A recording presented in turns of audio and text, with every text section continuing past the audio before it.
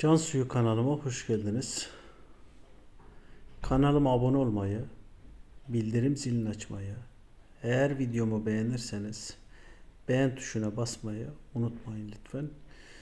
Bugün sizlere yine orkide köklendirme ile alakalı, yani kökleri bitmiş orkideyi köklendirme ile alakalı bir video paylaşmak istiyorum. Orkide kökleri bitmiş orkidelerin, çürümüş orkidelerin köklerinin yeniden çıkabilmesi için birçok yöntem var. Bu yöntemlerden 4 tanesini veyahut da 5 tanesini paylaştım. Şimdi paylaşacağım bu yöntem süngerle ve kum yardımıyla orkide köklendirmeyi anlatacağım size. Burada şunu özellikle belirtmek istiyorum. Kullanacağınız sünger doğal sünger olursa daha hızlı bir şekilde sonuç alacağınızı düşünüyorum. Orkidelerde genel itibariyle yanlış bakımdan dolayı, yanlış sulamadan dolayı, yanlış gübreleme, yanlış kür uygulamadan dolayı kökler hastalanabiliyor, mantarlanabiliyor ve kuruyabiliyor. Yine her zaman söylediğim gibi orkideler gerçekten çok dayanıklı bitkiler olduğu için birazcık böyle ilgiyle o kökleri yeniden çıkartabiliyorsunuz. Yeniden çıkartabiliyor. Ama ilgilenmek lazım. Tabi bu da ayrı bir lezzet. Sana ayrı bir haz veriyor. Şimdi dediğim gibi kullanacağımız sünger doğal sünger olması lazım. Bunu bulaşık süngeriyle de yapabilirsiniz. Evinizde herhangi bir sünger varsa bu süngerle de yapabilirsiniz. Ama ben dediğim gibi bu şekilde doğal bir sünger kullanıyorum. Süngerden başka burada kullanabileceğimiz 2-3 tane malzeme var. Ben orkideye koyacağımız kap olarak 2 kap kullandım. Bir tanesi bu şekilde plastik bardak kullandım, 2 tane. Bir tane plastik bardağın üstünü deldim. Kapattığımız zaman orkide hava alabilsin diye. Pet bardağın dibini deldim. Dediğim gibi doğal bir süngere ihtiyacımız var. Orkidemin köküne göre, eski orkidemin köküne göre ayarlayacağım. Keseceğim ve orkidemin etrafına, o köksüz kısmına, özellikle sert kısmına saracağım.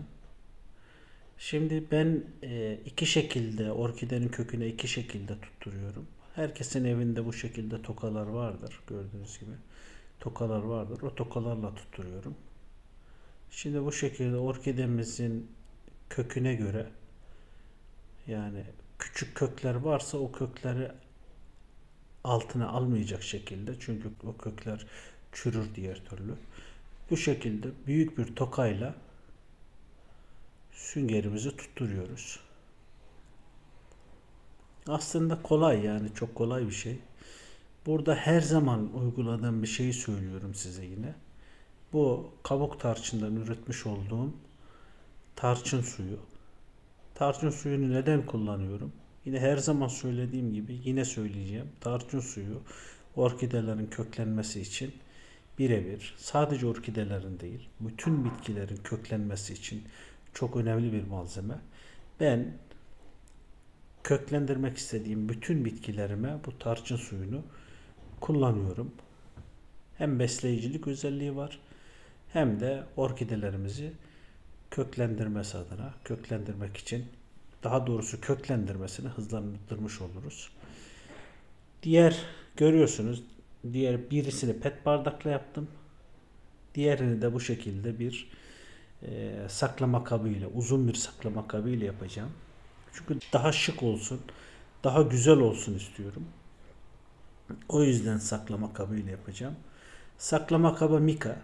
Burada kullanacağınız bütün malzemeler şeffaf olması lazım. Çünkü aynı zamanda, yani orkide nemli kalırken güneş de alabilsin diye. Bakın bu şekilde kapatacaksınız. Ve güneş alabilen bir yere. Direkt güneş, yine orkideler direkt güneşi sevmiyor.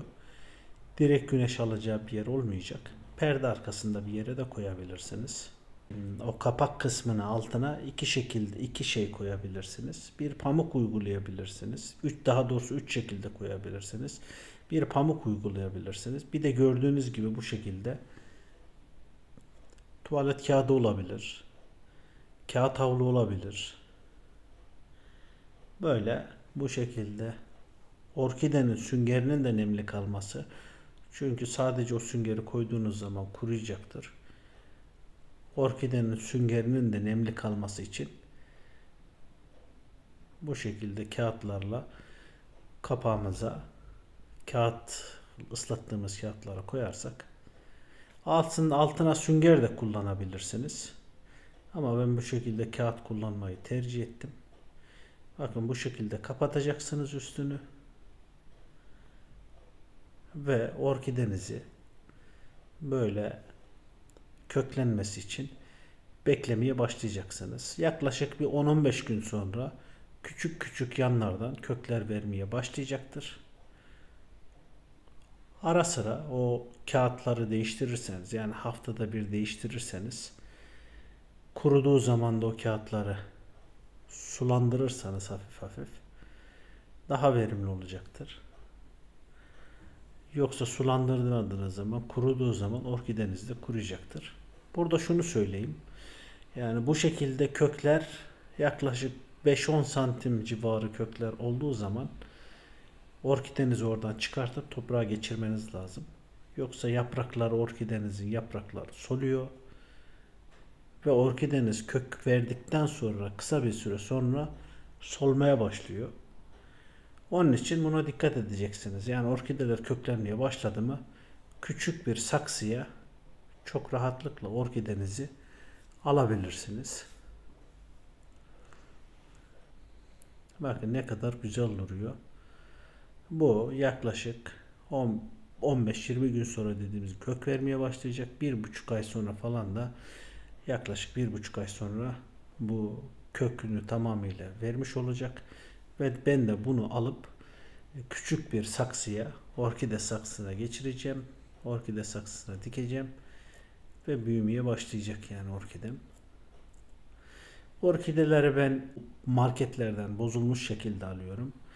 Veyahut da eBay gibi, Facebook gibi yerlerden, ikinci el satan yerlerden alıyorum. Siz de oralardan temin edebilirsiniz. Veyahut da bozulmuş orkidelerinizi bu şekilde tedavi edebilirsiniz. Videomu buraya kadar izlediğiniz için teşekkür ediyorum. Videomu buraya kadar izlediyseniz eğer kanalıma abone olmayı, bildirim zilini açmayı, eğer videomu beğendiyseniz beğen tuşuna basarak bana destek olmayı unutmayın lütfen. Hoşça kalın, sevgiyle kalın, ailenizle ve bitkilerinizle, özellikle orkidelerinizle birlikte kalın.